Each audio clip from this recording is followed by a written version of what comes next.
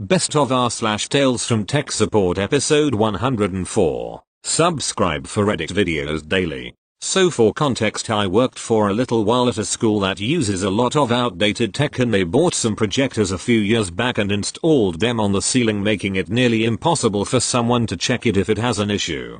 So this class decides to watch a movie that had something to do with what they were seeing at the time. Unfortunately, the classroom they had selected had a projector that supposedly didn't work, so they call me because their computer wouldn't even detect the projector. I got up to the ceiling to check it out and I started to see if I could turn it on manually. I couldn't. I checked if the cables were loosely connected. They weren't. Then the teacher said, "Don't waste your time. That thing's been broken for over a year."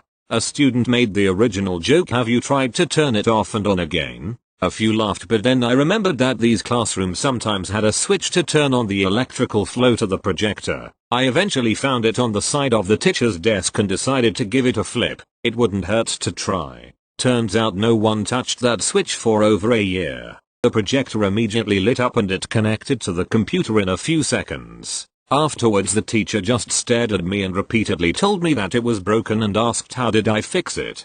Before leaving, I simply said I turned it on. Edit. Fixed wall of text. Thank you. Next. The company I work for provides tech support to our customers, along with other IT related stuff. We buy the hardware and software our customers use and have that all documented in our system. This doesn't always apply though when we get a new customer and their current hardware was bought by themselves or their previous tech supporters. This is one of those cases. Less than a year had passed since we had gotten this new customer. The company consists of about 20 women and I think one man, intern. They are a bunch of nice women, and since then they and I get along well, sometimes too well, as they love to drop certain innuendos from time to time. To give you one example, they had an Outlook issue while being in their conference room and put me on speakers during the call. After fixing that small issue within a few minutes, their head of HR says, "Thanks/you/chilled it. You just satisfied 4 women within 3 minutes." I didn't know what to say, but felt like I had to say something so it wouldn't be so awkward and went like, "Thanks." I always love to hear that, and to this day I still don't know why the heck I said that. Anyhow, so their boss calls me that morning and reports that the webcam on her laptop isn't working anymore. She just used it during a conference call, but since then it doesn't work anymore. I sign in with our remote software and get to work. Open the camera app, just a picture of crossed out camera. Weird, haven't seen that one before. Open hardware and devices, camera is listed. Go back to previous drivers. Still no good. Update drivers. Still no good. Delete drivers and let Windows install them again. Still no good. How about a reboot? Still no good. I ask her to turn the laptop upside down and give me the serial number of the device. I do some research on the www and download the drivers. Repeated the previous steps, but this time with the drivers I downloaded. Nothing. Here I started to get a little frustrated. I check the camera settings, download an automatic driver update software of the manufacturer and update everything. Still no luck. I couldn't figure it out. The laptop recognizes the webcam. The correct drivers are installed. The camera settings are correct, allowing the apps to use it. If it was broken, the laptop wouldn't recognize it, and if the camera was covered by a sticker or so, then I wouldn't see that weird icon but a black screen instead. So shamefully I gave up and told her to bring it to the store that they bought the device from and have them check it out. The store lent her a device to use during the time it would need to repair it. Since I had questions about that device she was given, I called that store on her behalf and spoke to one of their technicians. Skipping the pleasantries and such. So I was wondering whether I should wipe the HDD before returning it or whether that is part of your procedures when you get a device back. Tech, don't worry about that. The laptop is fixed already. Did you see that device in person? No. Why? Tech, that's what I thought. I had run all the troubleshooting steps that you probably have done too and it wouldn't work. We were actually about to ship it to the manufacturers when a colleague of mine found something on the laptop. There is something like a button/controller in the frame above the webcam. It was on red. Once we pushed it a bit, it changed to green and the camera started working again. Faster desk. After some laughs and some random chit-chatting we hung up and I informed our customer. She could somewhat laugh about it, although she just wasted about €200 for the time/work of the technicians involved. P.S. I had never seen a laptop with such a system for the camera, and I have seen/worked on a ton of laptops. It didn't occur to me to look for pictures of the device on the www to maybe find a clue, and none of my Google results came with such a hint. Although I found plenty of other topics with the same problem, I might have felt more inclined to check out the device online, if the brand of the device was unknown or I wasn't too familiar with. But this one was of the same brand as our company uses and that I would recommend to anyone. But I guess I had never seen that model of that brand before. TL. Doctor, webcam didn't work because of a physical button/controller function was on off. Thank you. Next. Hey, long time lurker here. This is a story from my time at a big ISP in my country. I was in the business department for our customer. M equals me, C equals customer, woman, T equals technician, B equals boss. M. Welcome to big business ISP. My name is OPWH. C. This is customer. M. Hi. What can I help with? C. I have this wireless cable that won't work. Me sitting at my workspace and thinking, what is wireless cable? M. Sorry, I don't think I was getting all that. Could you repeat it please? C. I have this wireless cable that won't work and I need you to send a technician out to me since I don't have any more time to deal with this. M. Mom, I am sorry, but would you how this wireless cable looks like? C. Are you stupid? M. Mom, I am here to help. But I have never seen or heard of a wireless cable before. C. You must be new then. Well, let me say this then. It is a white box but there are no lights and I don't see Wi-Fi. M. Mom, that one of our router. For that one to work it needs at least 2 cable. 1 power cable and 1 network cable. C. I was told that it has the newest wireless technology in it. Me faciplum. M. For this new router to work, you need to connect the power and network cables to it. C. But cables are ugly. And I don't need them. Just send a technician to make it work. M. If I send a technician out to you it will cost you. C. Just send him. M. Okay. Get the customer info. The technician can be there in 2 days. C. I need him now. M. Okay, for a small fee I can send an emergency technician. C. Do IT now. Sends him with the info that is only cabling at the router, that's the problem. And a number he need to call me on, for I need to hear what happens here. 2 hours later I get the technician calls back. M. Welcome to big business ISP. My name is OP. What can I help with today? T. Hey OP. T here. M. Hey, have you been out at the customer? T. Yes. Got it to work and billed her for 5,500 kr. M. How did she take it? T. She is mad as hell. M. I told her that was need I could have helped with on the phone but she didn't want it. T. I send the documents to the support system and tell the others about this. M. Same here. Have a good day. 2 days after I get called to a meeting with my boss and he does not look happy. M. Hey boss.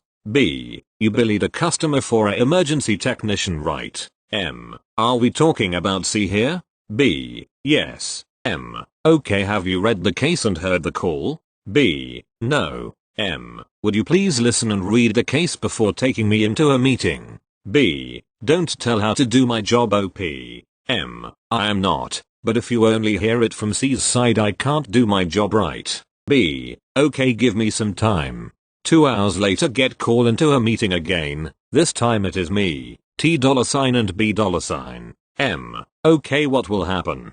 B. Nothing, you did the right thing. T. Good, can we get back to work? B. Yes, goodbye. I worked there for 3 years before I left to join Air Force. Thank you. Next. TL. Doctor, oh no, not again. Been there, done that. $colleague. Almost sprung a vein. $other colleague. Has seen way too much of this place. $me. Obvious. So, here we are. I am tasked with packaging some obscure tools for some barcode scanners. $colleague was tasked with doing an inventory of both hardware and software. $other colleague with making this into an installation document so I could automate/package the whole thing. Today the following conversation transpired. $colleague, and at, $, and $, $me. Whoa, what is the matter? $colleague, I am going to kill someone. You know about those barcode scanners at facility services, right? $me. Yep. This morning I have finally had some time to play with the actual hardware. Tried a few things, googled some and come to the conclusion that because it is running on $ancient version of embedded OS it is already 2 years end of life/out of support, something the embedded OS manufacturer announced some 5 years before that date. The last release that this stuff could be made somewhat operable under was about 3 years ago, 6 releases back. $colleague. So, $other colleague tells this to the functional administrator of this thing/software. He then is being told to go to see $other functional admin from medical technicalities. $me. Okay, I still don't see the issue.